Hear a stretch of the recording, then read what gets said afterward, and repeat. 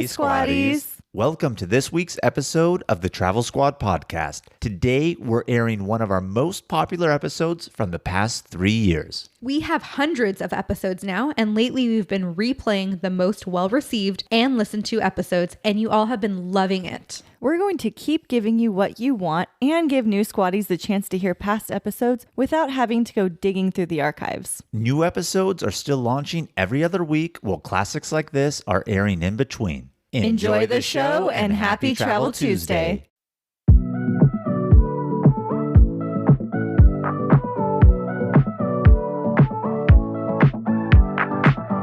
Welcome to the Travel Squad podcast. We adventure the world together, one passport stamp at a time. We're here to share travel news, tips, and our own adventures with you. Every Travel Tuesday, we share stories on a variety of topics, including our hometown San Diego, hiking, Weekenders, national parks, international getaways. And inspiring you to go on your own adventures, even if it starts with your own backyard. I'm Jamal. Brittany, And I'm Kim. And we're the Travel Squad podcast. So grab your ticket and your passport. And don't forget your travel insurance. and prepare for takeoff.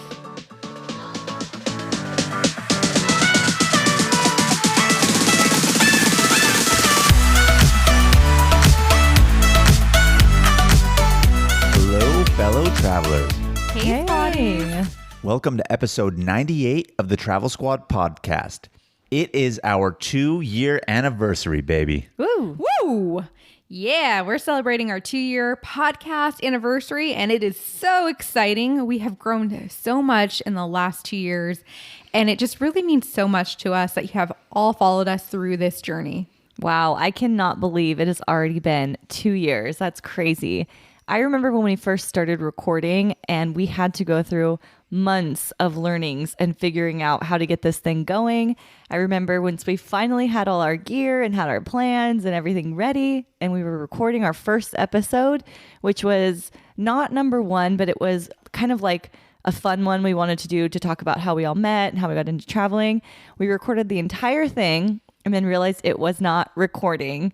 And we were like, damn. Yep, and had to record that all over It again. was late at night and we were like, fuck it, let's just do it. Ugh.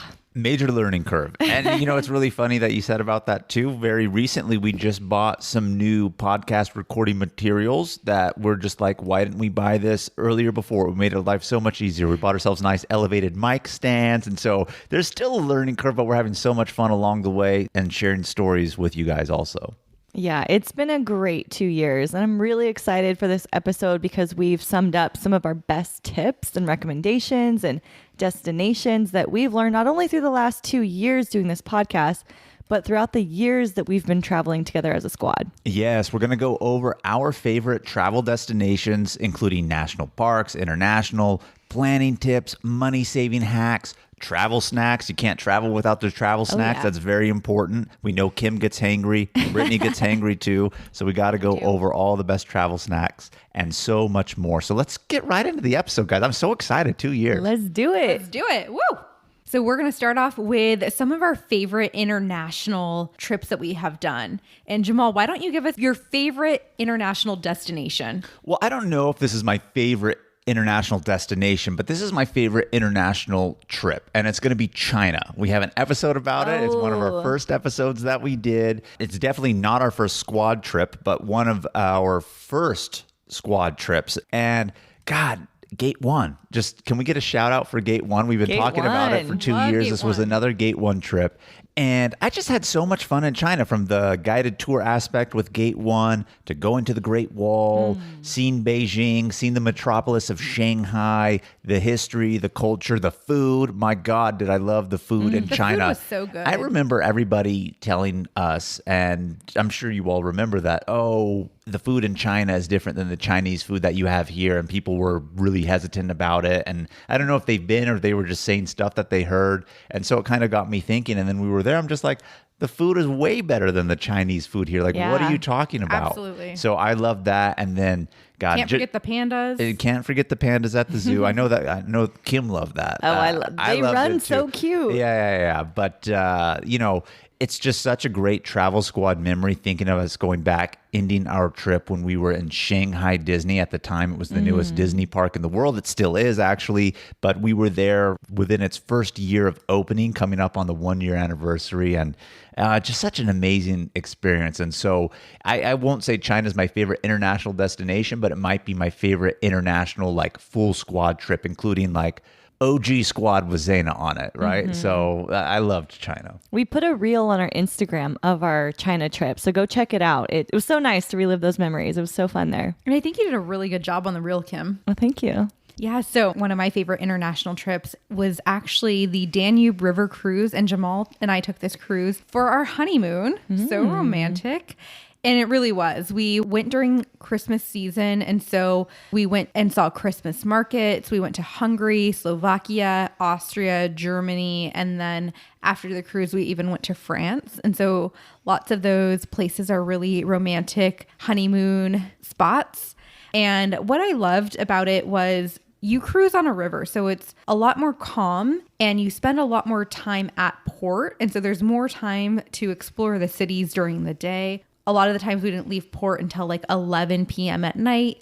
And then we would get to the next port pretty early the next day, like 7 a.m. So you have literally all day to explore the cities and like feel like a local. That's really cool. Yeah, you think you're going to be cruising, but you're sleeping during the cruise. And I think only really one time on the cruise were we awake for a good portion, like midday of one spot to the next. Otherwise, it's literally a sleeping hotel and you wake up in another place because you leave so late and arrive so early. So you don't even realize that you're really traveling in that sense, right? You just wake up in your own hotel in a way in a new place. That's actually really convenient. If you're planning to do a city to city kind of trip in that part of Europe, that's fantastic way to go. Yeah, and I loved this trip too. I'm glad you actually picked this one as yours, Brittany, because it's definitely one of mine also for several reasons. One, it was our honeymoon, obviously.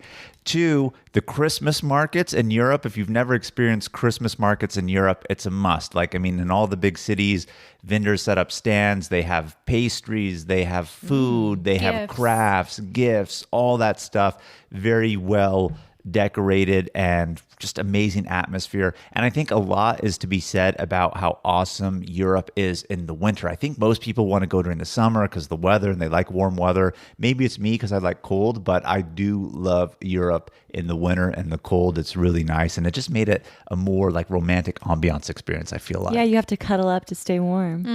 Me too.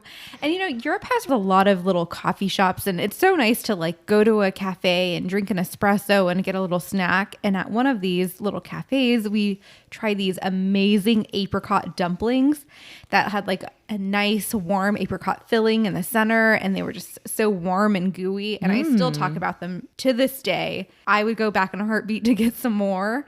Really, really loved it. Do you remember what port that was in? It was in Salzburg, Austria, and we were actually there specifically on Christmas. And if I remember the name of the cafe, I think it was called Cafe Mozart, actually, because Mozart was born in Salzburg, so they pay homage to him in a lot of ways, and it was really good. But that's another thing that I do like about Europe is they take their time and don't really have a lot of hustle and bustle in their life. Not to say that they're not busy and actively like working, obviously they are, but it's a different lifestyle in terms of like relaxation to enjoy those little things like the coffee and dessert just because I'm going to go get coffee and dessert, right? And I love it, love it, love it. And we haven't, as a podcast, done an episode on our honeymoon trip going down the Danube River. And that's something we should definitely do in the future because we went to 5 different countries on this trip. I have a lot of questions I want to ask, but I'll save it for that episode. Yeah, well, I've decided we're making an episode now about it. So stay tuned. I'll be here for it. I'm ready for your questions, Kim. My favorite international destination is Koh Phi Phi, Thailand. It's one of the southern islands. And Koh Phi Phi itself is very small, but it's gorgeous. There's this beautiful hike you can go up to and see the whole island on both sides. There's gorgeous oceans all around, tons of different islands that you can take day trips to, like Monkey Island. Leonardo DiCaprio, The Beach was filmed at one of those islands. I love The Beach. Classic Leo film, by the way. It's gorgeous out there. So not only Koh Phi Phi is amazing, but then you have all these amazing places nearby. And then in the oceans, they have those traditional Thai boats. So it's like that cultural aspect too. And then there's the party aspect that Thailand's known for. They have kind of like their own full moon party out there on the beach. There's Muay Thai fighting that the tourists love to go do. And it was just such a pleasant experience. I was there for a very short time on this 11-day Thailand trip, and I'm dying to go back. Yeah, it sounds like a really beautiful trip. And from the pictures I've seen that you've posted, I definitely want to go to Thailand in general and Koh Phi Phi because of your experience there. And I know we've talked about this before, but just remind me a little bit, Kim, did you like this area specifically more because of the party and the full moon party that they had there? Or was it a combination of both just in the setting that it's in out there in the jungle in a sense and on the beach and everything like that? Well, the official full moon party's on Koh Phangan. So I was surprised to see so much of that full moon party activity here, but I definitely came for the scenery. The ocean is gorgeous.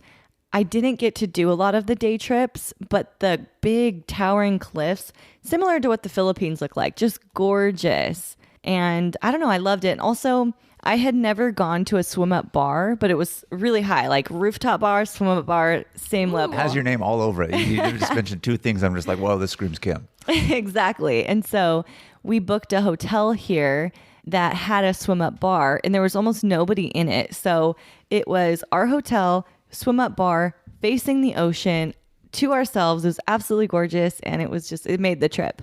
I am going to take credit here, Kim, even though I was not on this trip, and Brittany should take credit too, for how much you actually enjoyed this trip. And I'm going to tell you why.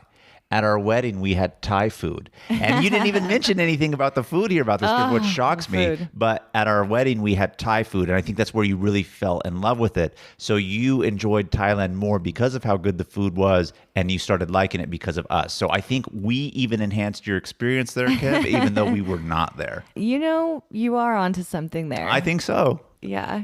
All right. So we covered international. What is your favorite city in the U.S., Brittany? Chicago. We took this as a squad trip, OG squad trip even. We went to Chicago, in October? Yes. October of 19. October of 2019. It was a good time. It was a really good time. Right before the storm. The calm before the storm. Didn't even know it was coming, though. And my favorite thing that we did was the river cruise, the architectural river cruise, where we got to be on the little riverboat and seeing all of the different architecture Chicago has to offer with all of their explanations of the different eras and building design types and all of that. It was really, really interesting. I also loved the river walk as well around the area with the hustle and bustle and the restaurants right on there and like being able to walk through that area. And Jamal and I actually have a trip to go back to Chicago, and we're going to stay right on the river. Oh, that's beautiful. We did a rooftop bar at a place right on the river, too, that was amazing. Yeah, Chicago's really nice. You know, when we were thinking about our favorite American or domestic cities, Chicago was going to be on my list I wanted to talk about. Then Brittany said, she said, I'm like, well, we can't talk about Chicago twice then, I guess. But I had so much fun here. Obviously, that's why we're going back. Such a great American city. And before I get into like my choice on it, I was kind of like racking my brain around. I was like, oh, like, should I choose a California city? I'm like, no, I'm from California. Like, even though they're cool, it's not like unique to me. Then I thought Vegas, but Vegas is cliche, right? And when we travel domestically, a lot of it is centered around national parks, and like U.S. cities sometimes don't really do it for me because they're just cities, right? They really don't necessarily, a lot of them at least, have major crazy history, but Chicago did, and you got to experience that on the architectural river cruise. So that's why I really enjoyed it. But my pick is going to be Boise. And I loved Boise Idaho. When we did this squad trip. It was super fun. And I'll tell you why. It has a small town feel, but for a large city, capital city. And I mentioned this when we had our episode on Boise, that it reminded me a little bit of Sacramento, which is our hometown, right? It has that quaintness to it, but it's still big. And I enjoyed it so much. Like, I was so pleasantly surprised with Boise and the surrounding area. We went snow tubing up in the mountains out there. They have natural hot springs, several of them out in the area. So there is a lot to do with this quaint city feel. And I really liked Boise. I would say that was maybe one of my favorite like U.S. American cities that we've ever visited. And we took this trip in February, and it's a perfect time because there's still snow on the ground. You're going to enjoy all of the snow activities, but then also going to the hot springs. There's something so serene about being in a hot spring, being nice and warm, and the water just steaming up around you, but being surrounded by all of the white snow. While it's snowing nonetheless. Yeah, and it's so beautiful. Like, you're in a bathing suit, but you might be wearing a beanie on top because your head's popping out. Great pictures. Really cute pictures. Really cute. If you're trying to get those snow bunny pics, this is the place to go. Yeah, we went to a couple different hot springs that were man-made but naturally fed, and then the natural ones that were really cool too. Boise has a lot to offer. I thought so as well. Like, you know, it has the city, it has the nature in terms of scenic beauty, and also cool like geological stuff because you have the hot springs, right? So it has it all. Great city. And I would love even to go in summer because I feel like it would be a really beautiful area to go hiking in too. Biking? Yeah, they have the green belt that follows the river that they have there. How many miles was it? Like 30 something? I'm spitballing here. I really don't remember, but it was a lot. And we Which talked is funny because Sacramento also has that. Yeah, and we talked about how if we went back when it was more seasonable weather-wise to do that, that's one of the things we would love to do is just ride that bike path along the river through the downtown and into the more rural areas of it. And, you know, FYI, this was our last squad trip before COVID too. So it has another special place in my heart because last one before it all changed in a way. Well, I said hiking, not biking, but I would do biking too. But I feel like the mountains in that area, the Sawtooth Mountains outside of Boise, and there's tons of lakes, would offer really scenic beauty on those hikes. I did not hear you say hiking. I heard that and thought biking because I was still thinking biking from that. So yeah, hiking too. That's great. My favorite city in the U.S. is one I've talked about before, and that is Miami, Florida. So typical Kim. I love Miami. It's so fun there. The beaches are warm, not like the beaches here in California that are cold that you can only really comfortably swim in maybe in August if the waters get up to the 70s. Miami's water is always warm. It's beautiful. They have nude beaches. They have closed beaches. You can drink on the streets out in South Beach. The nightlife out in South Beach is amazing. The nightlife anywhere in Miami is amazing. The bars don't close until like 4 a.m.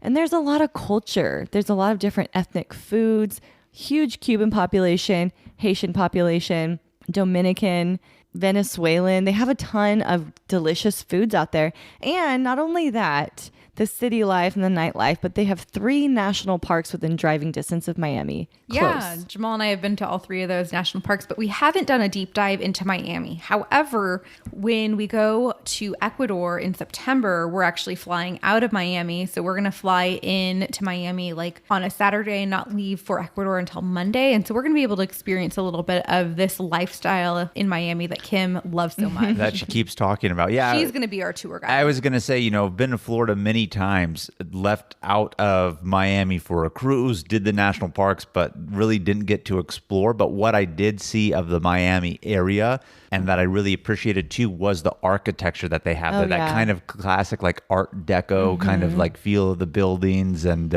washed with white, you know, and it just has that look to it. So I would imagine at night, like all lit up too, and the nightlife ambiance, it would be amazing. So I'm looking forward to that. Yeah, they have the Wynwood Walls area with tons of beautiful art, and it's a really like artsy district, and they have tons of different waterways and islands, and so boat life is alive and thriving out there. Boat life is your thing, Kim.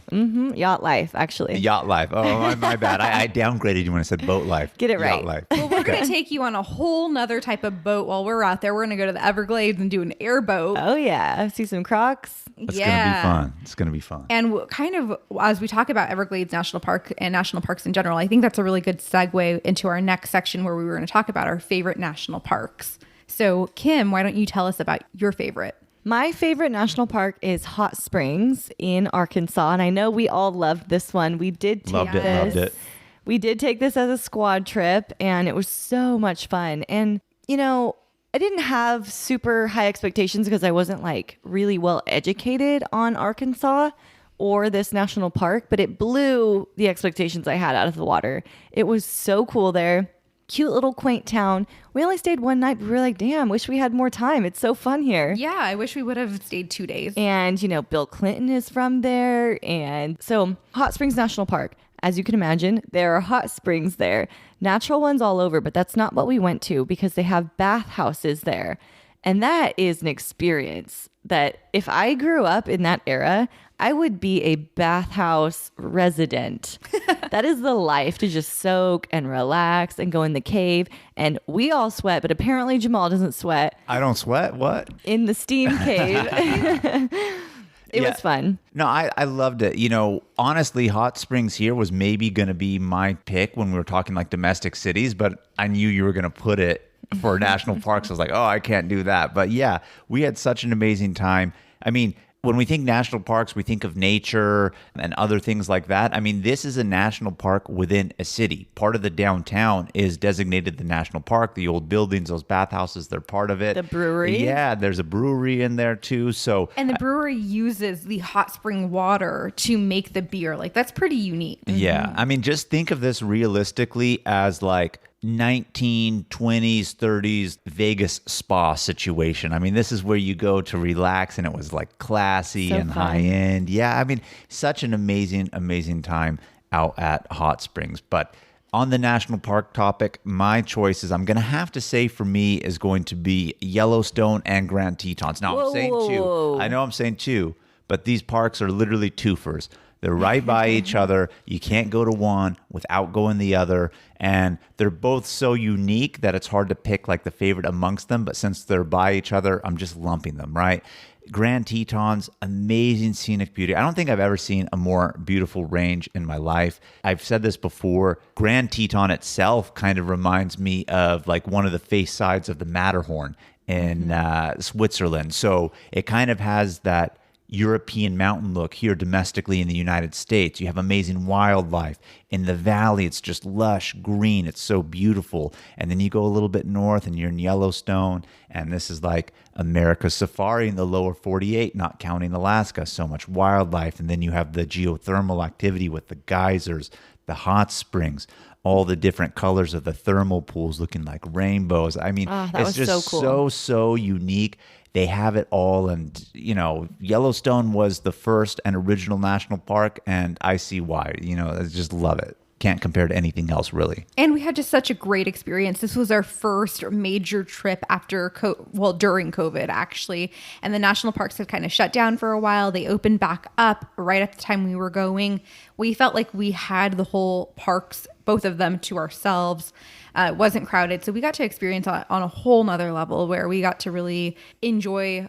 We always enjoy our time, but like really enjoy our time in the less crowdedness during this time because of COVID. I was just blown away by the thermal pools and the colors that they form. It just blows my mind how Mother Nature makes the most beautiful, gorgeous things like purple and pink and blue and green, and oh my God, it's just so pretty. My favorite thermal pool was Morning Glory. And oh, that was a good one. It was such a beautiful pool. It's like a mini Grand Prismatic, because everyone knows the Grand Prismatic. The Grand Prismatic was grand. It was grand, but like it's so hard to photograph because it's so huge. And when you're up near it, you just don't get that perfect angle. But when we're at Morning Glory, we were right up next to it, and you get to see all of those beautiful colors and get the perfect shot with you in it. The geysers too, like just exploding out of the earth, and everywhere you look in the vast overlook is just like geyser, geyser, geyser. And I don't remember what the statistic is, but I think it's over 90% of all the geysers in the world are in Yellowstone, let alone in that one spot that we're at, where Old Faithful is and everything else. So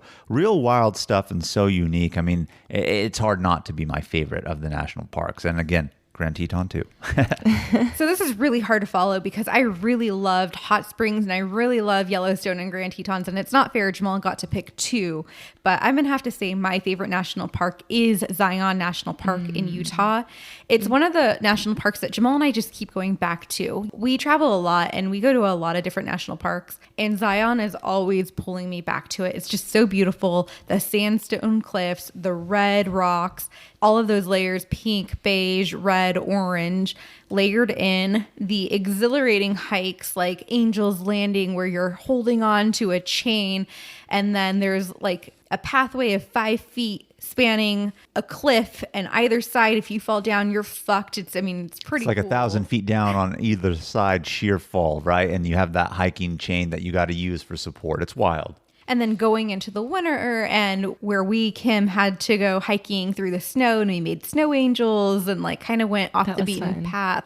That was really cool too. And the Narrows. And the Narrows, yeah, that's a whole experience in itself. Like Zion just has so much to offer, and whether you're going to hike through the Narrows and go up the Virgin River or hike Angel's Landing and look down through the valley, you're going to have a good time. And I think Zion is a really easy national park for a lot of people to get to. And the reason why I'll actually say this is I'm pretty sure a lot of people go to Las Vegas. Doesn't matter if you're East Coast, doesn't matter if you're West Coast. And minus its scenic beauty and the fact that we actually really love it, and it's one of the most beautiful, is that it is so close to Las Vegas. And we live close to Vegas, so we go to Vegas often. And 80 to 90% of the time we're in Las Vegas, we will go to Zion National Park because it's a 2.5 hour drive away. So if you're going to Las Vegas and you're spending like 4 or 5 days there, or maybe even longer, I know sometimes people spend a week in Vegas. I don't know how they do it, but I know they do it. Honestly, invest that short little drive and go, and you will not be disappointed that you went to this national park. It's very easy to do for a very common place that people go to, which is Las Vegas. And Jamal, you mentioned, people do go to Vegas for a week or so at a time. And we're going to have a future episode on day trips and weekend trips from Las Vegas. So if you haven't already, please subscribe to our podcast so that when that episode comes out, you have first access to it. We do list Zion as one of those day trips. So definitely subscribe and then check out that future episode. Ryan Reynolds here from Mint Mobile. With the price of just about everything going up during inflation, we thought we'd bring our prices down. So to help us, we brought in a reverse auctioneer, which is apparently a thing. Mint Mobile Unlimited Premium Wireless. How to get 30, 30, bit to get 30, bit to get 20, 20, 20, bit to get 20, 20, bit to get 15, 15, 15, 15, just $15 a month? Sold! Give it a try at mintmobile.com/switch. $45 up front for 3 months plus taxes and fees. Promo rate for new customers for limited time. Unlimited more than 40 gigabytes per month. Slows full terms at mintmobile.com. When you need mealtime inspiration, it's worth shopping Baker's, where you'll find over 30,000 mouth-watering choices that excite your inner foodie. And no matter what tasty choice you make, you'll enjoy our everyday low prices, plus extra ways to save, like digital coupons worth over $600 each week. You can also save up to $1 off per gallon at the pump with fuel points. More savings and more inspiring flavors make shopping Baker's worth it every time. Baker's, fresh for everyone. Fuel restrictions apply. This episode is brought to you by Reese's Peanut Butter Cups. In breaking news, leading scientists worldwide are conducting experiments to determine if Reese's Peanut Butter Cups are the perfect combination of peanut butter and chocolate. However, it appears the study was inconclusive, as the scientists couldn't help but eat all the Reese's. Because when you want something sweet, you can't do better than Reese's. Find Reese's now at a store near you. Hey Squatties, let's take a quick detour to talk about our travel itineraries that we've created just for you. We just launched several new international trip itineraries, including Tulum and Japan. This is on top of the itineraries we already have for U.S. trips like the Hawaiian island of Kauai, the U.S. Virgin Islands, as well as national park trip itineraries, including Utah's Mighty Five National Parks and a week at Grand Teton and Yellowstone. These fully built out 20 to 30 page PDF guides are available for instant download on our site right now. Every detail of the trip is laid out for you, so all you have to do is download, book, show up, and have fun. The itineraries tell you where to fly into, the exact route to take, where to stay, park entrance prices, where to eat, driving distance between attractions, the things to see and do, even the hikes we recommend, their mileage, and the time to allot for each one. And believe it or not, so much more. Be sure to head over to TravelSquadPodcast.com to download your very own comprehensive travel itinerary today. So the next segment we're going to get into, we're going to take a little bit of a turn here and start focusing on the important stuff. The best travel snacks that we recommend. The most important thing is the travel snacks, right? You don't want any of us, meaning Kim and I, to get hangry on a trip. Yes, keep us fed. And This was hard because there's two things I always get, but I only picked one because I'm trying to stick to one, Jamal. And that is the PB Monsters snack mix. It is so good. I mean, there's, although it's only one thing, there's multiple things in the bag, like the little peanut butter Reese's cups, and then like the nuts and Little stuff. peanut butter malts balls. So, although you picked one, it's kind of cheating because it's like a trail mix with a whole bunch of items mixed in together. Well, trail mix is one thing, and I know you said peanut butter already, but I just need to specify when Kim said PB Monster, that's peanut butter monster, by the way. A lot of peanut butter. Oh my God, it's so good. Peanut butter, chocolate, and just crunchy and soft. And And you get this from Target, if anyone's wondering. It's perfect for in the car as your travel snack, and definitely perfect. You know us, we love to hike. It's one of the easiest things that you could carry for hiking is trail mix, and this is an awesome one to have with you for that. I always end up eating it to the point where there's just like peanuts and some raisins left, and then I throw it out. What a waste. Kim. What's really funny about this snack is Jamal and I brought some to Peru when we were hiking the Inca Trail. And if you all remember back in the day when we were talking about being in Cusco and then going to Machu Picchu and being on the trail, there was a weight limit of what we could bring in our bags. And Zaina was like, if it's food, leave it out. If it's food, leave it out. And this is one of the items we snuck in, and our entire squad was just enjoying how good this peanut butter monster was. That's what got me hooked on it. Yeah, well, because we were eating it literally after we hiked Machu Picchu, the fourth day of our hike, and it was going to be a while before we had lunch. And then we were just so thankful that we actually had food to eat. And Zaina instantaneously regretted saying, if it's food, leave it out. I shouldn't say regretted it because we had it. She realized that was a foolish thing to say. Foolish misspeak on her part. But one of my favorite travel snacks, I got a sweet tooth. I'm just going to admit it. It's going to be candy.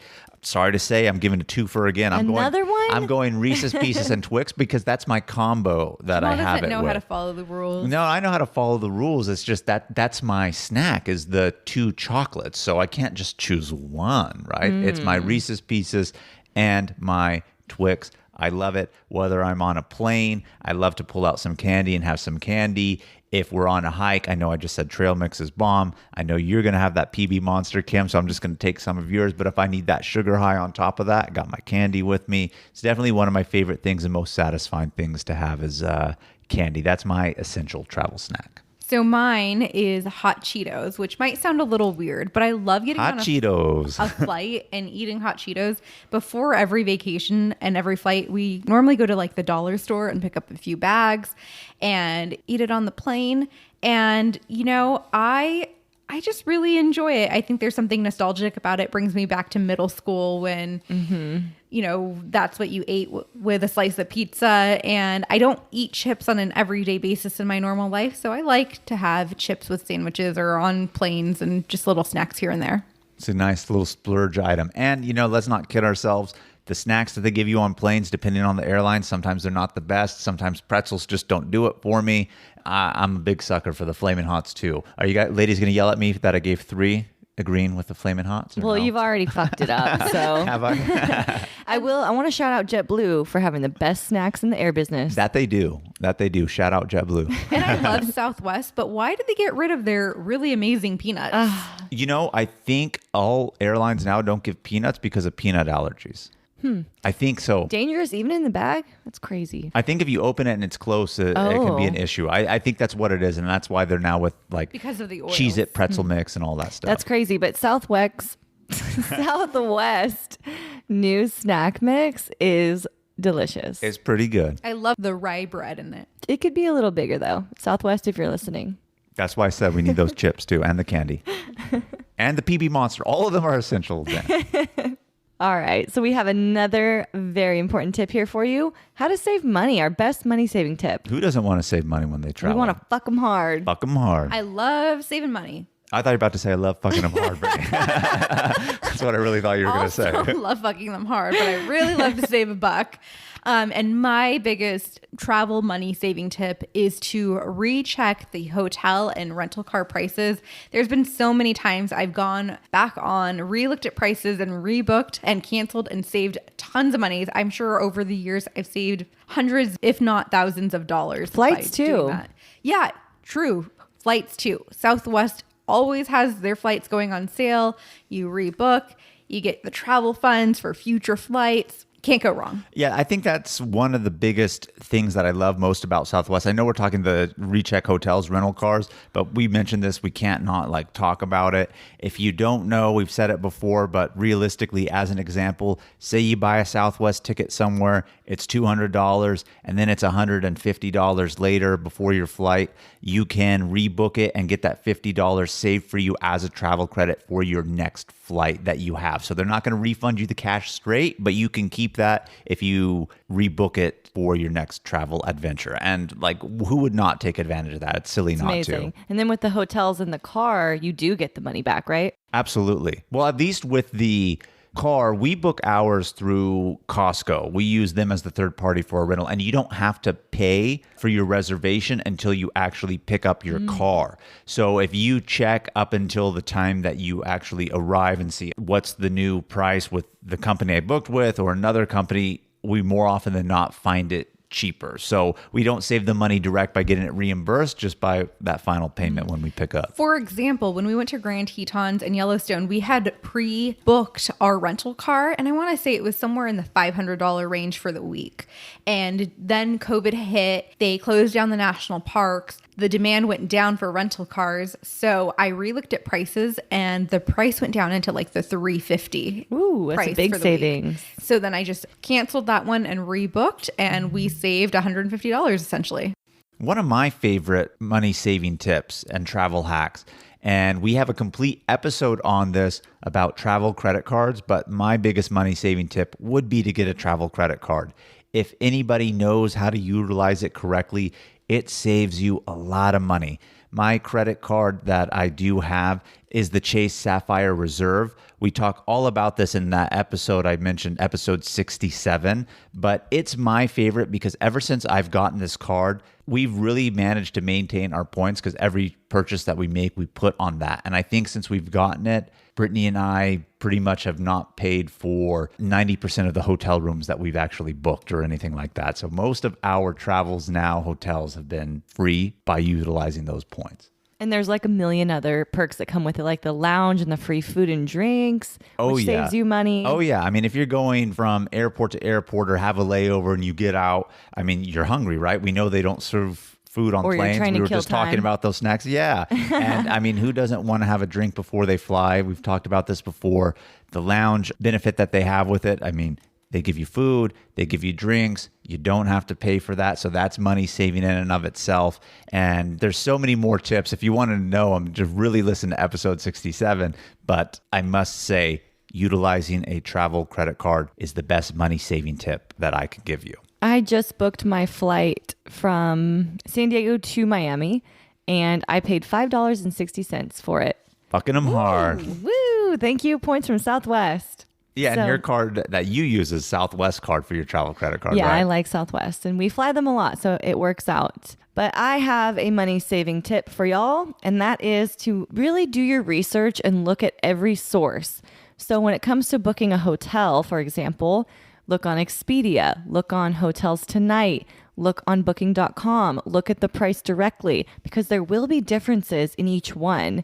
And you can kind of judge how the prices are moving. What the lowest price is, you can call the hotel and say, hey, I'm seeing it for this price here. Can you match it? Sometimes they'll beat it by 20 or 30%. And sometimes Hotels Tonight, I've said this before, can be the cheapest option to secure like luxury, upscale, or boutique hotels the same day or, closer to the date you're staying. It's an amazing app. So compare your rates. Great tips, Kim. I feel like you've hyped on that in several episodes and several times, so I know you're really passionate about that one. Yeah, and I think the same thing for flights too. Compare your different airlines, your different routes. If there's airports like San Diego, LA, Tijuana, look at all your options and compare what's going to be best time-wise and price-wise. That's real solid. So we're going to talk probably about the biggest fucking them hard, if we're going to be real honest, which is getting upgraded. And who doesn't want to know travel tips and hacks to get upgraded? Oh, hell yeah. And I got one. And I've done this before. And I was trying, actually. I was going to say I wasn't trying, but I was. And I was doing it slightly. Way to be honest. So I had gone to Seattle with an now ex-boyfriend. And we were there just having fun. And when we checked into this hotel, it was a really nice hotel that I really wanted to stay at. I actually booked it on Hotels Tonight, same day, got the best rate. Solid. And had been watching it for a month on all the different platforms. But we got in, we checked in. She said, "Oh, what are you guys here for?" And I said, "Oh, we're celebrating our anniversary."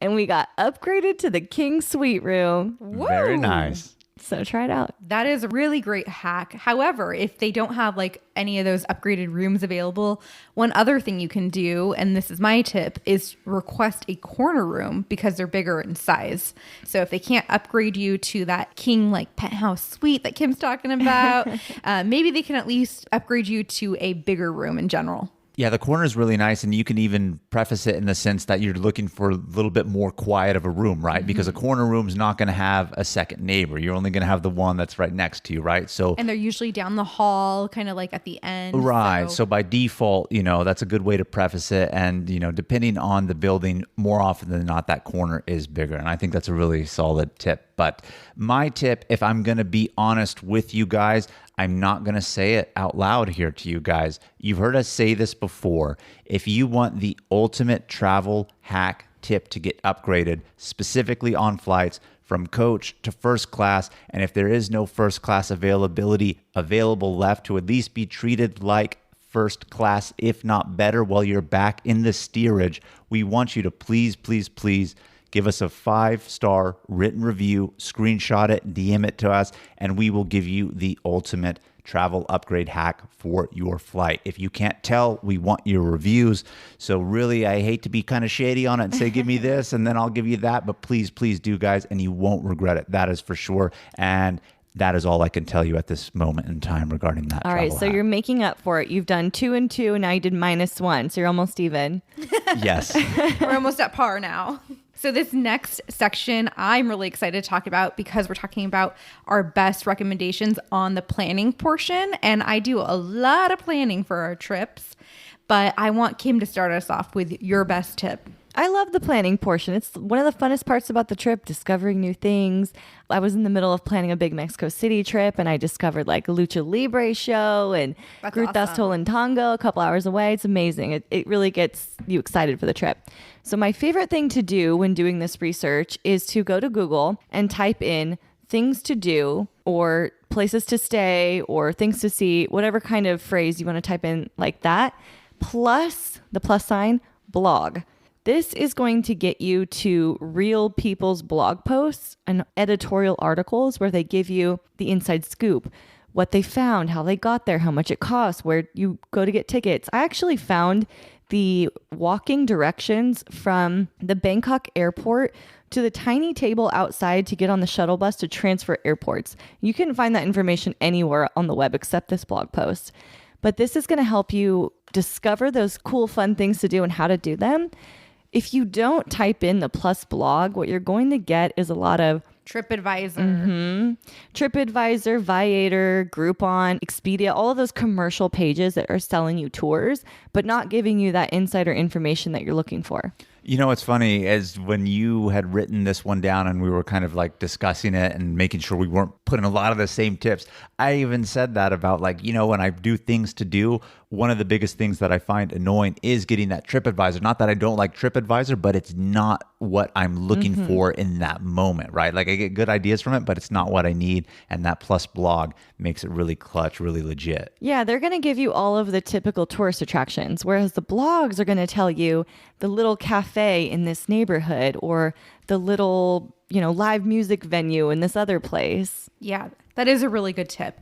And kind of in that same train of thought in things to do or places to see, what I like to do is I like to go to other travel sites that do like guided tours or itineraries. And I like to look at their travel itineraries and compare it to what I have already because they hit a lot of the big highlights and they give little tips here and there. And so you can like okay, gate 1 recommends this, and that. And then you can do the research. Are they worth going to see still? And that way you're not going on a guided tour. It's your own tour, but you're still going to a lot of those really good, cool places to see that they would recommend on those tours. Right. And like for an example, I mean, if you're going to Paris, you're going to go see the Eiffel Tower, right? I mean, why would that not be on your itinerary? And that would be like with a travel company's itinerary too. But a lot of times, even though they hit on those main highlights, usually they'll always have like one or two things that are must-dos that are off the beaten path for tourists that maybe locals know about, right? Like in Xi'an when we were in China and they went to the park where the locals do their morning exercise and dance, and it's like a whole festival and thing. I mean, if you were really just to go there yourself and look for things to do, you wouldn't find that, right? And that's on the itineraries from the travel companies. So it gives you that little insider tidbit too that I think is really good, almost like that plus blog, you know? Yeah. Right? And they tell you the route too, which will help your planning process. Yes. We were just doing that. We're trying to plan a trip for Costa Rica potentially next year, hopefully. And we were looking at the Gate 1 tours and the route they took and where they went. I was looking at that for possibly Iceland for a future trip too. Oh, that's true. And hotels too. It's a great place to find some hotel recommendations. Yes, because Gate 1 always has really good hotels they put you in. And so you could look and see if you can book yourself without being part of that tour group. Absolutely. And so for my tip, I really think in the planning process, some of the biggest and most important things you could do is pre-planning your transportation and currency matters. So when I'm talking currency, I'm obviously traveling like overseas, right? And different currencies. And what I kind of really mean by that is really figure out like, where am I going? Is this a cash-based society or am I going to be able to pay by card? Now, if you're going to be staying at a hotel, obviously you're going to be paying by card and, you know, types of other things. But for example, Japan, hotels pay by card. Other stuff, but you go to most restaurants, unless it's like a really big restaurant, they don't accept cards. A lot of them are like 10, 15 seater hole in the walls. And I say that in a good way. And it's like a cash-based society. They sell a lot of stuff on the streets with vendors, cash-based society. So you need to know to actually have local currency. And then from there, really look, well, is it advisable to pull money out of the ATM? Should I bring money and exchange it for the currency? And what I mean by that is when we're in Latin America, specifically when we were in Peru, right? It's more advantageous to give them your dollars for currency back because you'll get a better exchange rate because they actually want dollars, right? And then, you know, with pull it out the ATM, you get an even exchange rate, but you have the ATM fee now on top of it. Whereas in another country, it may make more sense to pull out from the ATM than exchange, like if you're trying to do euros, right? So do that type of research. And transportation, I love looking at the transportation. We know I'm always the driver, but minus even the driving, like it doesn't matter if it's domestic here in the United States or internationally, you know, figure out, okay, does this place have a metro system? If it doesn't, I need a car. How am I going to go? Do they have good parking? If it does have a metro and you know what you're going to do, just look at their tube lines and say, okay, these are the routes I need. And obviously you're not going to remember it, but you have that kind of like pre-planning and thought of knowing in your mind, like, okay, this is the line I need. This is where I need to get off. And it really does go a long way and make your trip so much easier if you do that pre-planning on those two subjects. I think the currency is a great one. I remember when we went to Cuba, I did a lot of research on that. They don't accept US dollars at all. So they recommended that you transfer your US dollars ideally to euros and then transfer your euros to Cuban dollars. Because if you were trying to do US dollars, they would charge you a 10% fee on top of that. So it's like that research. Yeah, they really are. And so that research is critical. All right. So now we've planned our trips. What is your best packing tip, Brittany?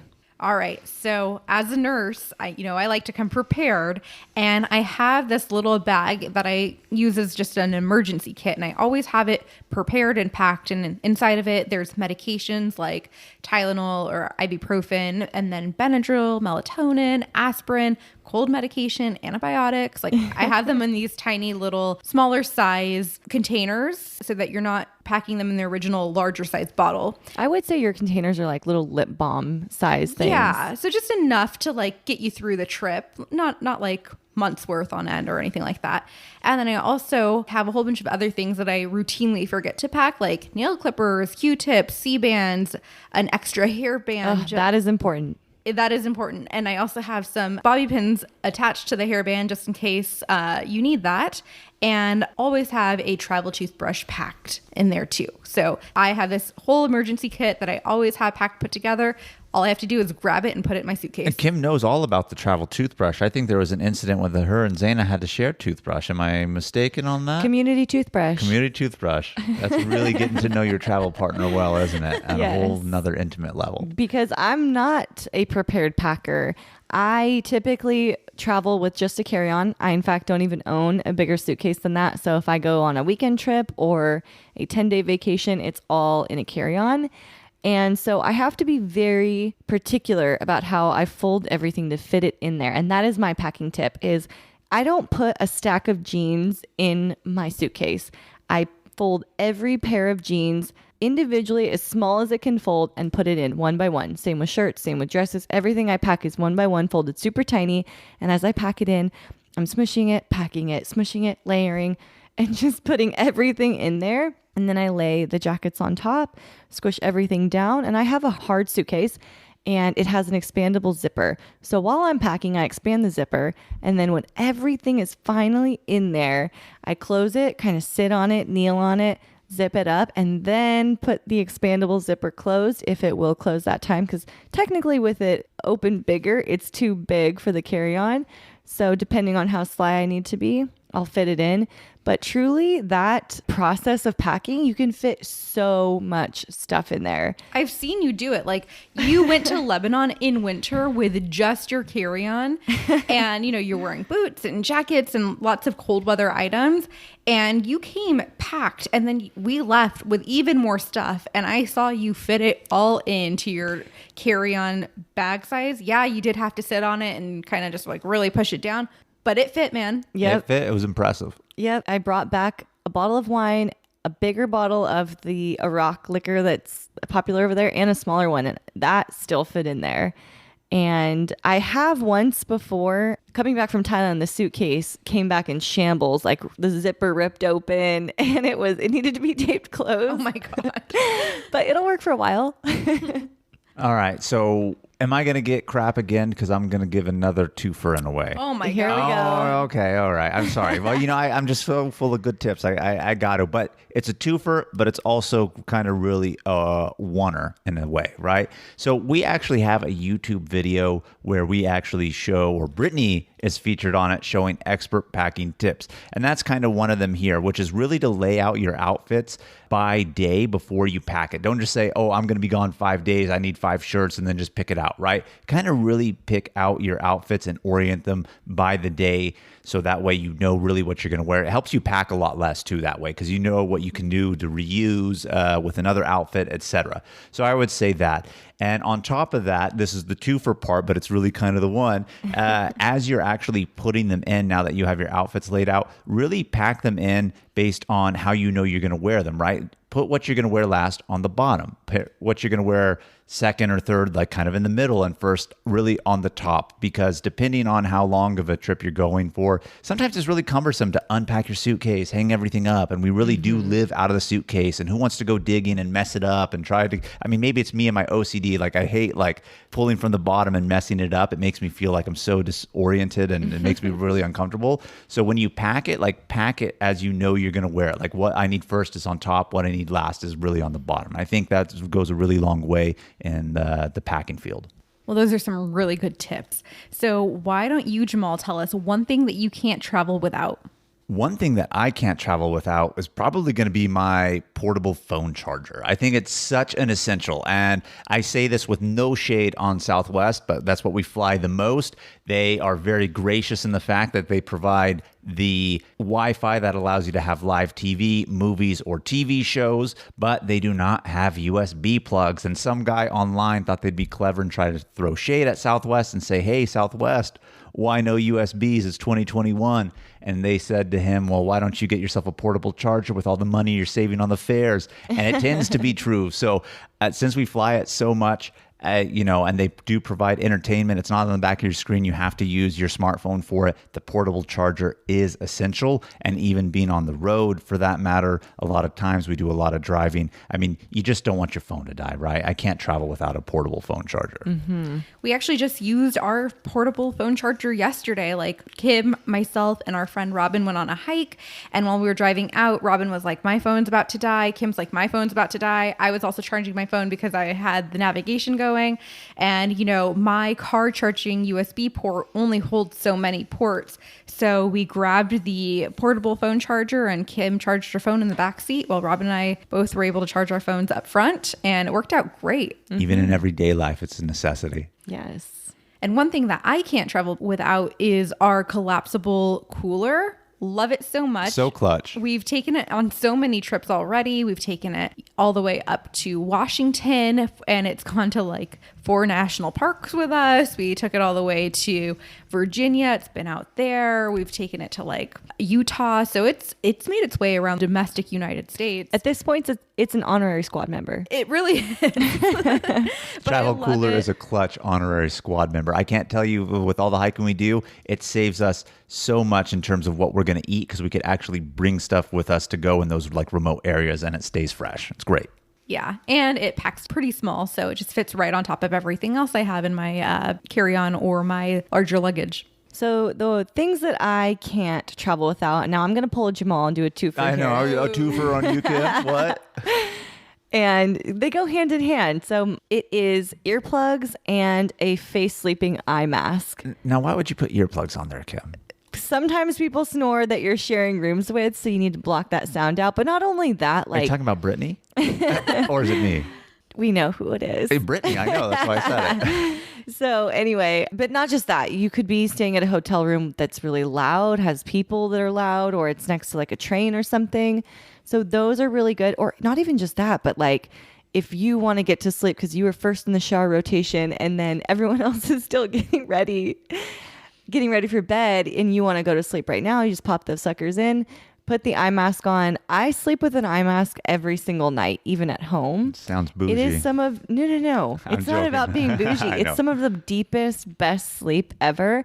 And the sun doesn't wake you. It's amazing. If you haven't gotten on this train, you need to. I'm going to try a face mask tonight. And the only reason why I have a face mask for sleeping, Kim, is because of our frickin' travel hack that I told you to write that 5-star written review on. They brought us the first class kit that has all your lotions, essential oils, face mask, everything that you need. Toothbrush, like a real good toothbrush, not like the little baby toothbrushes that they give you for the people in coach. So we couldn't get it because they were sold out, but they brought us everything from the first class comfort kit, even down to little slippers for us to put on. It was amazing. So I have that eye mask from that, and I'm going to utilize that tonight and just see if in my everyday life that eye mask makes me feel great, Kim. You're going to love it. And for all of the listeners out here right now, I'm going to link in the show notes to all of these things that we can't travel without. So if you're interested in stepping into the face sleeping mask zone, you can click on the link and get yours. All right. So as we're getting close to wrapping this up, I think, we've given you guys a lot of good tips, but they've been really kind of specific. What's really your ladies' best general travel tip that you guys want to share with our listeners? Because we have so many of them. I'm giving twofers as I'm getting yelled at by you ladies. But what's a good general tip? So my tip kind of sounds like my planning tip, but it's just to actually do your planning. Do a ton of research on blogs and on Instagram at the places destination code plus the hashtags. You'll find so much cool stuff there. And through that planning, kind of start to build not an itinerary, but like almost kind of things you want to do and how many days it's going to take you to do it. Then plan your trip based on how many days you need. Because the worst thing I fear is to plan a trip for, say, 2 days and find out this cool thing to do if I only had one more day. Yes, I completely agree. What I like to do is do what you said, list out everything I want to do, and then I start to research how far are these locations away from each other? How many of these things can I do in the same day? And then that kind of narrows down how many days we really need, and then you can book your trip from there. In fact, we plan trips all the time. And you're like, how many days should we go? And I'm like, what are we going to do? That's true. That is true. But my general travel tip is just to say yes to the trip. Find a way to say yes. You'll never regret saying yes, but you'll always regret the what ifs and why didn't I go? It's my Africa. Yeah, I was just about to say, Kim feels this with Africa, you know? And I just feel like once you say yes to the trip, you're putting a plan in motion to make it happen, and it will happen. I want to say this. If you had said yes to Africa, as much as I love China, China would not have been on my list. I would put Africa with that gate one as favorite international, Kim. But I was like, favorite international, I have to go with squad one, OG squad. So if you were there, that would have been there. I know. That was a good one. But for me, my best general travel tip that I can give you guys is, quite honestly, sometimes just let a travel sale guide you to where you're going to go. And what I mean by that is Southwest Airline is having a sale to a city that's just really unsuspecting, or a travel company is having a great deal to an international location. I mean, China, right? We love China. China was one of them. What a great deal. Flights, food, guide, everything included, like $1,200. How could you say That's no? amazing. It gave us a free day in Shanghai so we could go to Shanghai Disney. And I was going to make my way to China anyway because it's bucket list to go to all Disney parks. But in that moment, China happened then because of that sale. Boise, I mentioned Boise earlier. We're looking at flights. Oh, there's a sale to Boise here from San Diego, $49. Let's fucking rock it. And also, we had found those hot springs on Instagram, which is what was fueling us looking at that sale. Right. Exactly. And so we all have places that we want to go. Let's not kid ourselves. But sometimes if you go the place where the sale is and you don't really have expectations going into it, even if you do, you're going to enjoy it. Chicago was even that way, as a matter of fact. It was Ecuador a great sale coming price up. at that time. Yeah. So let the sale guide you and you won't regret it. Beautiful. Unsuspecting places can bring unsuspecting results. All right. And so to close out this episode, we're going to tell you our favorite podcast episode. After 2 years, how can we not mention our favorite here and give This you was advice to go back and listen to something? Yeah. And it was really hard because they're so good. And I love the funny ones. They're all a little bit funny, but the funny ones that have me laughing out loud are my favorite. So my favorite one is episode 63, How to Stay Healthy While Traveling. That's a good one. It was so funny. And It doesn't sound like it would be funny, but it is, right? Right. It doesn't sound like comedic episode, but we have so many stories about being sick while traveling, or what we did to get through the trip while we were sick, or what we did to prevent us from getting sick again. And it's just funny. It's a good one. And it has a lot of good tips. Yeah, it does. Absolutely. My favorite podcast episode in the last 2 years has been episode 42, and that is to Tokyo. We had a lot of really good banter during that episode. We Good did. banter. Even though Kim wasn't on that trip, there was just so much good banter during that episode, and she really provided those interview questions to us to make the episode release interactive. It was really good. We went with our honorary squad members, Kasha and Ryan, and it's just one of my all-time favorite podcast episodes. It was funny. A really funny episode. I mean, we talk about Puss and Tush, and you'll get the reference when you listen to it. I mean, we're not just being graphic for no reason. There's a reason why it was mentioned, and we just had too much fun going back and forth with that. And, we can't not talk about restrooms, and there's a lot of restroom talk to be talked about Japan. So really fun one. For me, I'm going back to Africa. Africa, episode 26 and 27, another twofer. my Don't God. hate me. It was a two-parter episode. So, that was a really fun episode. But for me, why it's one of my favorites is this was like a lifelong bucket list epic trip to go on a real safari in Africa. And we did it. We had such an amazing time. Shout out to Gate 1 again. This was another Gate 1 adventure. I loved it, loved it, loved it. And hopefully it inspires you to go to Africa, because I think a lot of people think, oh, it would be fun, but it's probably one of the very few places that people end up actually going. So it's a really solid one for you guys. So those are our favorite recommendations, favorite tips. And I just wanted to take another moment to say thanks so much for listening to this podcast. It means so much to us. We've had over 40,000 listens That's a lot. in 2 years, and it continues to grow week over week. We continue to hit new records for listens, and can't say it enough how much we appreciate you listening to us. Yeah, so thanks for listening for these last 2 years. I mean, it's just flown by. Like, I'm looking at how many episodes we have. I mean, this is what, episode 98 right here. I mean, wild in 2 years. There should have been more. We had a brief shutdown due to COVID, as everybody else did, but wild ride nonetheless. And we've come back even stronger since COVID. Like, we have been hitting these huge numbers of downloads and weekly records, and we're just blown away. And we're so thankful for all of you guys for listening. And, you know, we've said it again and again. Please subscribe to our podcast. Please share our episodes with friends that would enjoy the same adventures, because we have so much to share with you guys. And we just want to keep growing our podcast community and building a travel community for all of our listeners. And providing the information you're looking for, the recommendations of people that actually took these trips, those micro details that we try to include in prices and help you save money and help inspire you to take these trips. So tell us what you want to hear too. And I'm always so excited when someone that listens to our podcast tags us in a post and we get to see their adventure, or they're telling us, hey, we listened to your podcast. We were so inspired to take this trip. We booked this or that. Like, that just makes me so happy. Reviews. Oh, I love the reviews. We always screenshot and share it to the group chat. And we're like, look at this new one. Always makes us feel good. So again, thank you guys for an amazing, amazing 2 years. And hopefully there's many more and you don't get tired of hearing about our travel stories for you guys. All right, everyone. As usual, thank you so much for tuning into this week's episode and the last 2 years. Keep the adventures going with us. Follow us on Instagram and YouTube at Travel Squad Podcast. Tag us in your adventures and send us in your questions of the week. If you found the information in this episode to be useful, or if you thought we were just plain funny, please be sure to share it with a friend that would enjoy it too. And as always, please subscribe, rate and review our podcast, and tune in every Travel Tuesday for new episodes. Stay tuned for next week's episode. We have some more amazing adventures and tips in store for you. Bye, everybody. Bye, buddies.